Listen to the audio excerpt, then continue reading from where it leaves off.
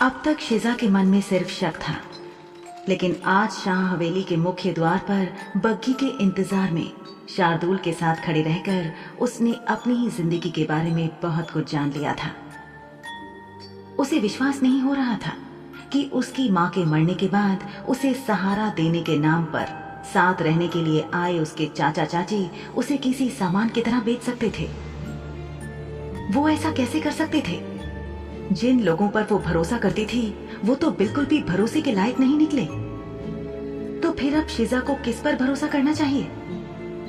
जब उसके अपने सगे संबंधियों ने ही उसकी रक्षा नहीं की, तो वो अब किसी अजनबी पर विश्वास कैसे कर सकती थी? और शार्दुल ने उसे बताया था कि उसके चाचा चाची ने उसे सिर्फ 70 चांदी के सिक्कों के बदले बेच डाला था। क्या उनकी नजर में जीती जागती शिजा की कीमत बस इतनी ही थी?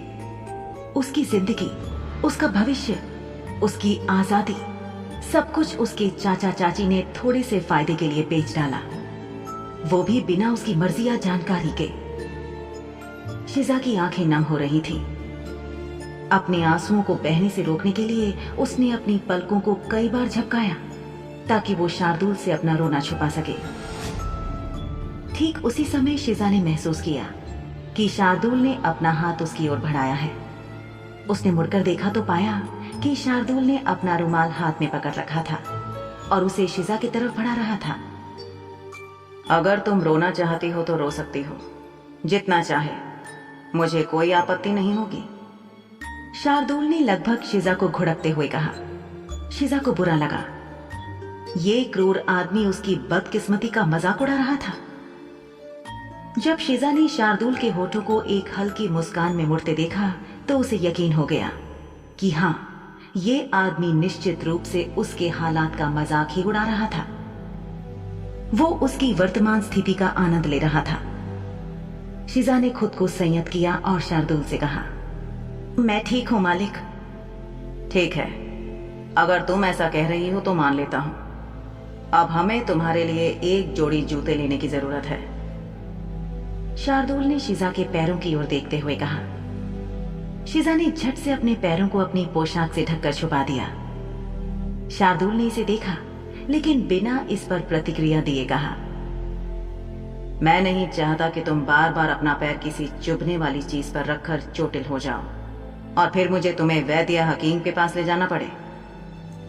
इस बारे में शार्दुल के मुंह से सुनकर शिजा को एहसास हुआ कि उसे अपने पैरों को ऊपर उठाने की जरूरत है ताकि वो ये देख सके कि उसने कितनी बार, कहां और कैसी तीखी चीजों पर कदम रखा है, क्योंकि उसका पैर दुख रहा था। लाओ अपना पैर दिखाओ तो जरा। जी। मेरी बहरी पालतू जानवर, अपना पैर उठाओ, मैं तुम्हारे जख्म पर एक नजर डालना चाहता हूं। शार्दुल को ज्यादा सवाल जवाब की आदत नहीं थी। आमतौर पर शार्दुल खुद ही सवाल पूछता था। इस वक्त उसका पालतू शार्दुल की कही बात को दोहराने के लिए शार्दुल को मजबूर कर रहा था और ये शार्दुल के लिए नाकाबिले बर्दाश्त था। उसने झुककर शिजा का पैर उठाने की कोशिश की। घबराई शिजा ने अपना पैर पीछे खींच लिया। उसे पता था कि शार्दुल मानने वालों में से नहीं है, इसलिए उसने खुद ही अपना पैर शार्दुल की तरफ खिसका दिया। शार्दुल ने उसका पैर ऊपर उठा लिया ताकि वो अच्छे से शिजा का तलवा देख सके।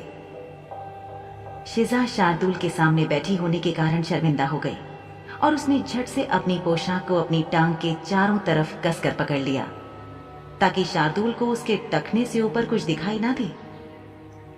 जब शार्दुल ने अपना अंगूठा शिजा के पैरों के तलवे पर फिराया तो वो अपने पैरों को पीछे खींचती हुई एक तरफ झुक गई। शार्दुल ने उसकी एड़ी को कसकर पकड़ लिया ताकि शिजा अपना पैर हिला ना सके। फिर शार्दुल शिजा के तलवे पर जो घाव था उस पर अपने अंगूठे से दबाया। घाव अब सूखने लगा था। शिजा का चेहरा चमक उठा था और उसने गुदगुदी से अपना ध्यान हटाने के लिए बग्घी से बाहर देखना शुरू कर दिया। वो पेड़ों की कतारों की तरफ अपना ध्यान केंद्रित करने की कोशिश कर रही थी। क्या तुमने फिर से किसी और चीज पर भी अपना पैर रख डाला नन्ही चिड़िया? 2 हफ्ते में पहली चोट नहीं है ये। कम से कम इसे देखकर तो ऐसा नहीं लगता। अपनी बात कहकर शार्दुल ने शिजा की तरफ देखा शिजा इस बात से बहुत प्रभावित दिखी कि शार्दुल ने उसकी चोट पर गौर किया था। दरअसल शार्दुल अपने परिवेश और अपने शब्दों के प्रति बहुत चौकस था। उसके शब्द हमेशा सामने वाले के दिल को दुखाते थे। शिजा एक अपमानजनक पिशाच के साथ फंस गई थी। जब मैं गुलाम खाने की काल कोठरी में थी तो जमीन पर कुछ हड्डियों के टुकड़े और एक नुकीली कील पड़ी थी जिसका मुझे पता नहीं था। वहां बहुत ज्यादा अंधेरा था और मुझे वहां बंद कर दिया गया था। वहां उस कोठरी में यहां से वहां चलते समय मेरा पांव एक कील पर पड़ गया था। ओह, बहुत दर्द हुआ होगा ना तुम्हें। शार्दुल के शब्द अचानक कोमल हो गए, लेकिन शिजा को यकीन नहीं था कि उसने इसे सही सुना है। शार्दुल ने अपने अंगूठे को एक तरफ से दूसरी तरफ और अधिक धीरे से दौड़ाया, जिससे शिजा को दर्द हुआ और उसके शरीर को झटका लगा। लेकिन शार्दुल की पकड़ उसकी एड़ी के चारों ओर मजबूत थी। शिजा को महसूस हो रहा था कि शार्दुल का हाथ उसकी त्वचा को छू रहा है और उसे स्पर्श की गर्मी महसूस हो रही थी, जिससे वो परेशान हो रही थी। ये क्या है नन्ही चिड़िया? क्या आप कृपया मेरे पैर को छोड़ सकते हैं मालिक? शिजा ने अपनी आवाज को बहुत विनम्र रखने की कोशिश करते हुए कहा। उसकी आवाज में आक्रामकता भी थी, क्योंकि वो चाहती थी कि शार्दुल उसका पैर छोड़ दे। उसके अनुरोध को सुनने के बजाय शार्दुल ने केवल उसके पैरों का मुआयना जारी रखा। नन्ही चिड़िया, अपने पैर को हिलाओ डुलाओ मत, मुझे ठीक से देखने दो। और अब मुझे तुम्हें कुछ दिखाने दो ताकि तुम इस बात को अपने दिमाग में लंबे वक्त तक रख सको। शार्दुल से अपना पैर छुड़वाने में नाकाम शिजा का चेहरा अचानक दर्द से भर गया और उसकी चीख निकल गई। दरअसल उसके पैर के तलवे का मुआयना करते करते शार्दुल ने उसके जख्म को कुरेद दिया था और वहां से खून की पतली धार निकलने लगी थी। मालिक, कृपया मेरा पैर छोड़ दें। शिजा अपने पैरों पर जलन महसूस कर सकती थी, जिससे उसे दर्द होने लगा था। शार्दुल की नजर अपने सामने बैठी लड़की पर पड़ी। शिजा का चेहरा दर्द से लाल हो गया था। उसके पैर छोड़ देने की जगह शार्दुल ने उसके पैर के चारों तरफ अपना रुमाल लपेट कर बांध दिया। उसे जाने देने के बजाय उसने फिर वही रुमाल लिया जो उसने उसे उसके पैरों के चारों ओर बांधने के लिए पहले दिया था। शिजा को समझ नहीं आया कि शार्दुल ने अभी अभी उसे चोट पहुंचाई और फौरन उस पर अपना रुमाल भी बांध दिया। इसकी वजह उसे समझ में नहीं आई।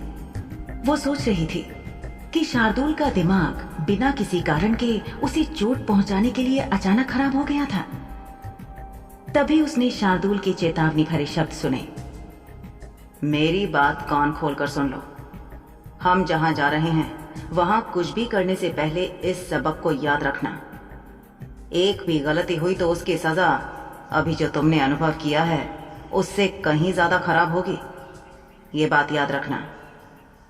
मैंने कुछ नहीं किया मालिक। जब शार्दुल की पकड़ ढीली हो गई तो शिजा ने अपने पैर को नीचे रख लिया। शायद अभी तक नहीं किया, लेकिन आगे तुम जरूर कुछ करोगी। तुम्हें जानने समझने के बाद एक बात मैं जानता हूं कि तुम कुछ ना कुछ ऐसी गड़बड़ कर सकती हो जिससे मुझे खुशी नहीं होगी। शिजा को समझ में नहीं आया कि शार्दुल का क्या मतलब है। वो बारिश में भीगने के बाद से अपने शब्दों को लेकर बहुत सावधान थी। इसके बावजूद उसे बेरहमी से दंडित किया गया था। शिजा को यकीन था कि शार्दुल मालिक को अपने दिमाग की जांच करवाने की जरूरत है। जब बग्घी रुकी तो शिजा पहले बाहर निकली। उसके बाएं पैर के चारों ओर लपेटे गए रुमाल के कारण उसके कदम असमान थे और वो थोड़ा लड़खड़ा कर चल रही थी। उनके सामने एक विशाल हवेली थी, लेकिन काली दीवारें उसे भयानक बना रही थी, जिससे शिजा अचानक सतर्क हो गई। आसमान में चारों ओर काले भूरे बादल मंडरा रहे थे, खतरनाक तरीके से गड़गड़ा रहे थे। शिजा शार्दुल से पूछना चाहती थी कि वे कहाँ हैं, लेकिन शार्दुल ने उसका इंतजार नहीं किया और इसके बजाय प्रवेश द्वार की ओर चलना शुरू कर दिया। प्रवेश द्वार खुला था और उसके दोनों तरफ 2 पहरेदार खड़े थे। शार्दुल के पीछे पीछे चलती शिजा ने अंदर कदम रखा और शार्दुल का ओवरकोट उतरवाने के लिए मदद करने का इंतजार करने लगी। जैसे यहाँ आते वक्त शिजा ने शाह हवेली में शार्दुल को कोट पहनने में मदद की थी। शार्दुल ने अपना हाथ उठाया और एक पल के लिए शिजा को लगा कि वो अपना कोट उतारने वाला है, लेकिन उसने नहीं किया। शार्दुल ने चलना जारी रखा और अंत में 3 लोगों से मिलने के लिए रुका। इनमें से एक आदमी था और बाकी 2 महिलाएं थीं। इन महिलाओं में से एक उस आदमी के साथ आलीशान सोफे पर बैठी थी। एक लड़का उसके पैरों के पास फर्श पर बैठा था, उसके पैरों को दबा रहा था। लड़का लगभग 16 साल का लग रहा था, जिसके चेहरे पर झाइयां थीं। कमरे में मौजूद दूसरी महिला हाथ में चाबुक लिए खड़ी थी और अपने सामने जमीन पर घुटने टेके बैठी लड़की को घूर रही थी। उस आदमी ने, जो खुद एक पिशाच था, शार्दुल से कहा, शार्दुल, आपको देखकर कितना अच्छा लगा। हमने सोचा था कि आप नहीं आएंगे। मैं ऐसे मौके कैसे गंवा सकता हूं? आपने जो कहा था उसके मुताबिक 2000 सोने के सिक्के हुए। मैं इसे कैसे छोड़ सकता हूं? शार्दुल ने अपनी चिर परिचित तिरछी मुस्कान के साथ कहा। सोफे पर बैठी महिला, जिसका नाम सुरमई था, उसकी नजर शार्दुल शाह के पीछे खड़ी लड़की पर पड़ी। उसने सवाल किया, आपने किसे खरीदा है? तभी उसके साथ सोफे पर बैठा आदमी शिजा को देखते हुए बोला, यानी जो अफवाह सुनी वो सच है सुरमई? कैसी अफवाह? शार्दुल के बारे में अफवाहें कि उसने खुद के लिए एक गुलाम खरीदा है। उस आदमी ने शिजा को ऊपर से नीचे तक देखा। उसके होठों पर एक मुस्कान आ गई और उसकी आंखों ने गलत इरादों को जाहिर कर दिया। जिस तरह उसकी आंखें शिजा को घूर रही थीं, इस बात ने शिजा को असहज कर दिया। इससे भी बढ़कर जिस तरह उन दोनों औरतों ने शिजा को देखा, साफ लगता था कि वे उसका मजाक अपनी नजरों से उड़ा रही थीं, उसे मूर्ख समझ रही थीं। इस बात ने शिजा को इतना आहत किया कि उसका दिल चाहने लगा कि वो वहां से भाग जाए और खुद को उसी कमरे में बंद कर ले जहां शार्दुल ने उसे पहले बंद कर दिया था। वो आदमी हंसा। मैं ये देखने और जानने के लिए बहुत उत्सुक था कि तुमने एक मामूली से गुलाम पर 5000 सोने के सिक्के क्यों खर्च किए। शिजा के पास गुलाम होने का, उनकी तरह पेश आने का कोई अनुभव नहीं था। नजरें जमीन पर टिकाए रखने की जगह उसने अपनी आंखों को चारों तरफ घुमाया और फिर उस आदमी को घूर कर देखा, जो उसके जिस्म का ऊपर से नीचे तक मुआयना कर रहा था। इस आदमी के भूरे बाल थे, जो बड़े करीने से कंघी किए हुए थे। उसकी शर्ट के ऊपर के लगभग सभी बटन खुले हुए थे, जिससे वो एक अच्छे सभ्य समूह का हिस्सा नहीं लग रहा था। जिस तरह से वो शिजा को घूर रहा था, शिजा को यहां कुछ भी अच्छा नहीं लग रहा था। शार्दुल ने पूरे घटनाक्रम को देखा और बिना प्रतिक्रिया के मुस्कुराते हुए सपाट लहजे में उन तीनों पिशाचों से कहा, मेरी पालतू, पर दिलीप और आप दोनों की नजरें। शार्दुल के शब्दों में छुपी चेतावनी को समझकर दिलीप नाम का वो आदमी बोला, मैं कुछ नहीं कर रहा था, मैं नहीं देख रहा था उसे। दिलीप ने अपने दोनों हाथ हवा में उठाकर ना का इशारा किया। शार्दुल हंसा और बोला, बेशक आप नहीं देख रहे थे। अगर आपने देखा तो फिर आपकी आंखें नहीं होंगी भविष्य में। शार्दुल की बात से कमरे में शांति छा गई। शार्दुल की धमकी सुनकर शिजा थोड़ा सहम गई। उसे सच में समझ नहीं आ रहा था कि क्या वाकई शार्दुल इस आदमी की आंखें निकालने की बात कह रहा था या मजाक कर रहा था। जब वो उस आदमी यानी पिशाच दिलीप की ओर देखने के लिए मुड़ी, तो उसे ऐसा लग रहा था कि उस पिशाच ने शिजा को घूरना बंद कर दिया है और इसके बजाय अपने लिए कुछ पीने का पदार्थ लेने चला गया है। शार्दुल जाकर एक खाली सोफे पर बैठ गया। वो आगे की ओर झुककर उस महिला को देख रहा था, जिसके सामने अपने घुटनों पर बैठी एक युवा लड़की थी। शार्दुल ने सुरमई की तरफ देखा और कहा, मैं देख रहा हूं कि तुम्हारा पालतू तुम्हारा बहुत अच्छा ख्याल रख रहा है। शार्दुल ने जरा जोर से ये बात कही। वो गुलाम लड़का चुपचाप अपनी मालकिन के पैर दबाता रहा। उसने नजरें उठाकर एक बार भी ऊपर नहीं देखा। सुरमई चहकते हुए बोली, मान एक बहुत प्यारा लड़का है ना? सुरमई अपने गुलाम को देखकर मुस्कुराई। इस गुलाम को वो खुद जाकर गुलाम खाने से खरीद कर लाई थी। उसने शार्दुल से कहा, आपके पालतू ने गुलामों के लिए तय नियम कानून और आचार संहिता नहीं सीखी है? शिजा जिस तरह से आंखें उठाकर सभी को देख रही थी, पिशाचनी ने इस बात को पकड़ लिया। लेकिन ये सुनने के बाद शार्दुल के बगल में खड़ी शिजा ने अपनी आंखें जमीन पर नीचे कर ली। इतनी चतुर तो वो थी। शिजा को घूरते हुए सुरमई बोली, अगर आपको कभी भी मदद की जरूरत हो तो आप अपनी इस गुलाम को कभी भी मेरे पास भेज सकते हैं। जिस तरह से सुरमई नाम की पिशाचनी ने यह कहा था, उससे ऐसा लग रहा था कि उसके अंतर्निहित स्वर में कुछ था, यानी उसकी बात का कोई गहरा मतलब था। उसकी लाल आंखें शिजा से हटकर अपने गुलाम लड़के की ओर बढ़ रही थी, जो उसकी सेवा में उसके पैरों के पास बैठा था।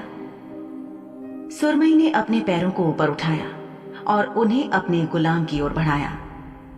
उस लड़के की छाती पर से होकर सुरमई के पैर उसकी गर्दन पर पहुंचे और फिर उसने अपने पैर के पंजों से उसकी गर्दन को पकड़ लिया। लड़का दम साड़े बैठा अपना काम करता रहा। उसने नजरें तक ऊपर नहीं उठाई।